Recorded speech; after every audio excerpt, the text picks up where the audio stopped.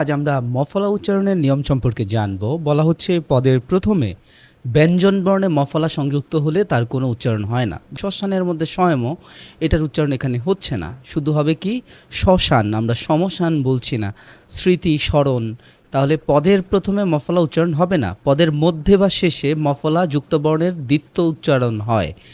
পদ্ম, খেয়াল করে দেখো, এটার যদি শেষে হয় বা মধ্যে হয় তাহলে এই মফলাটার আগে যে সংযুক্ত বর্ণটা আছে দ, এই দটা দ্বিত্ব হবে, দ্বিত্ব মানে ডাবল হয়ে যাবে।